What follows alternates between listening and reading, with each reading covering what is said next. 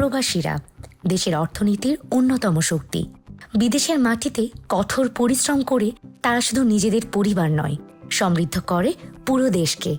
কিন্তু প্রশ্ন হলো, এই প্রবাসীদের প্রতি আমাদের সরকারকে যথেষ্ট সহানুভূতি দেখায়?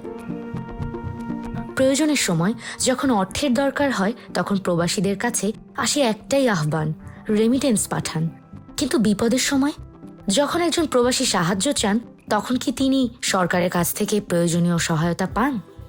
দুঃখজনক হলেও সত্য, বিপদ কেটে গেলে প্রবাসীরা প্রায়ই একা হয়ে যান। তাদের কষ্ট, তাদের ত্যাগ, তাদের সংগ্রামের মূল্য সবসময় যথাযথভাবে স্বীকৃতি পায় না।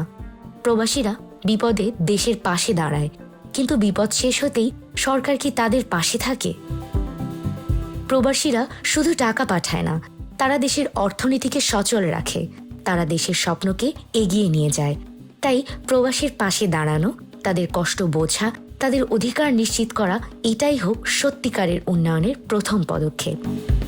এই বার্তা প্রবাস ওয়ার্কার পার্টির পক্ষ থেকে। প্রবাসীদের অবদানকে যথাযথ সম্মান জানানো হোক। প্রবাসীর পাশে দাঁড়ানো এখন সময়ের দাবি।